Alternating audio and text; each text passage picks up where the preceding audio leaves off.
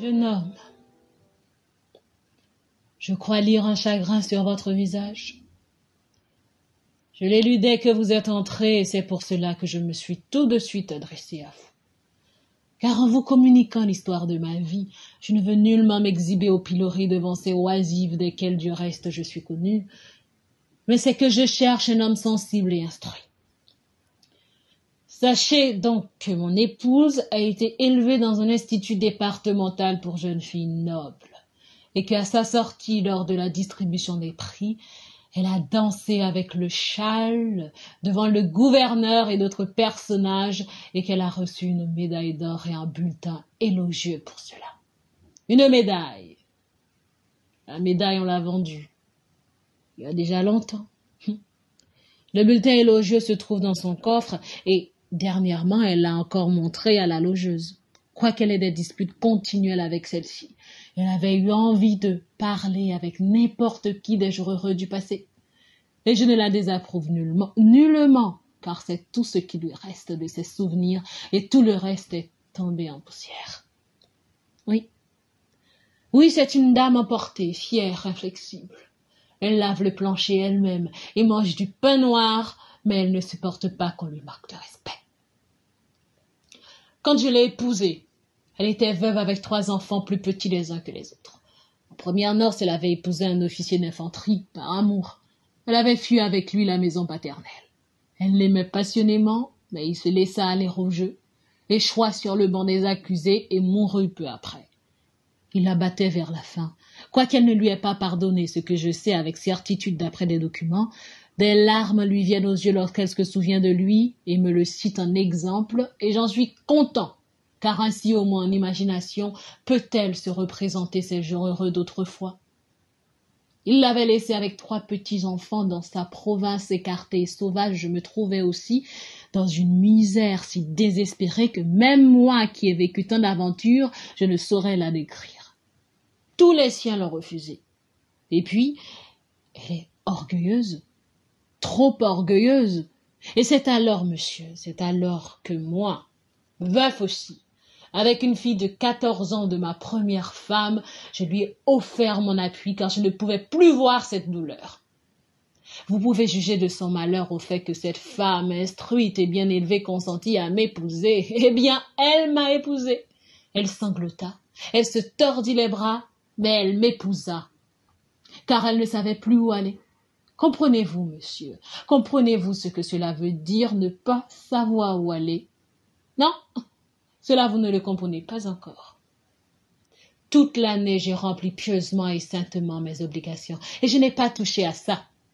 Il donna du doigt contre la bouteille, car j'ai du sentiment, mais même cela ne put lui faire plaisir. Ensuite, j'ai perdu ma place, pas par ma faute, mais à cause de changements dans le personnel, et alors, j'y ai touché. Après avoir beaucoup erré et eu de nombreux malheurs, nous nous sommes établis, voilà bientôt 1 an et demi dans cette capitale magnifique et ornée de nombreux monuments. Alors, j'ai trouvé ici une place. Trouvé et puis perdu. Vous comprenez? Cette fois, ça avait été ma faute car l'habitude m'était venue. Nous vivons maintenant dans un coin chez la logeuse Amalia Fedorovna.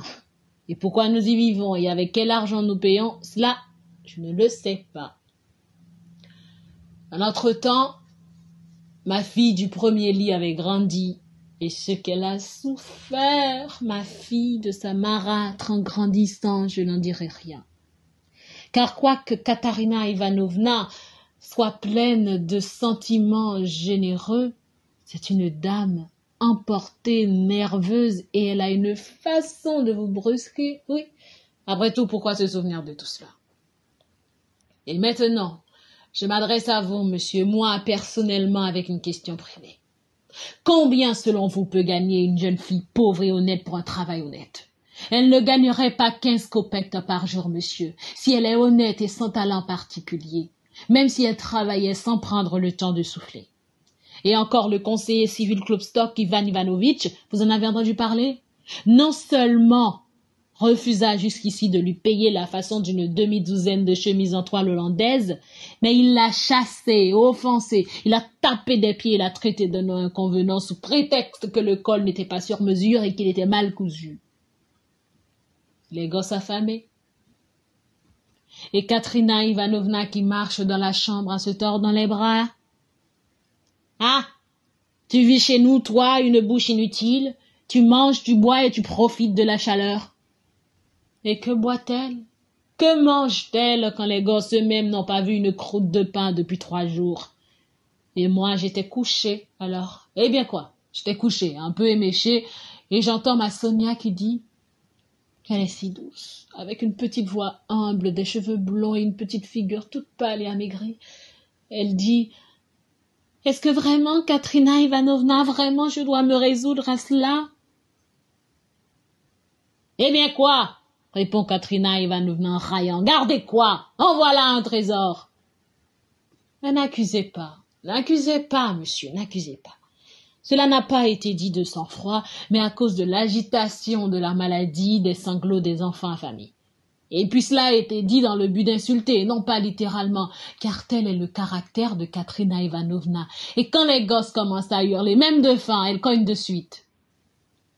Et je vis vers 6 heures, Sonetchka qui se lève, met son foulard, son petit manteau, s'en va et revient vers 9 heures. Elle revint, alla droit à Katrina Ivanovna et déposa sans dire un mot 30 roubles d'argent sur la table devant elle. Elle ne dit pas un mot, ne jeta pas un regard. Elle prit seulement notre grand châle vert, elle s'en couvrit la tête et le visage et se coucha sur le lit, la figure tournée vers le mur, ses épaules et tout son corps frissonnaient. Et moi, je restais couchée comme tantôt dans le même état, et j'ai vu alors, jeune homme. J'ai vu qu'ensuite, Katrina Ivanovna s'approcha sans dire mot non plus du lit de Sonetchka et resta agenouillée toute la soirée en embrassant ses pieds sans jamais se lever. Et plus tard, elles s'endormirent ainsi ensemble, enlacées. Ensemble, oui. Et moi, j'étais couchée, ivre. Et alors, je me suis levée ce matin-là. J'ai revêtu mes guenilles, j'ai levé mes bras au ciel et je suis allée voir son Excellence Ivan Alfanasevitch. Vous connaissez son Excellence Ivan Alfanasevitch? Non? Eh bien, vous ne connaissez pas un homme de Dieu.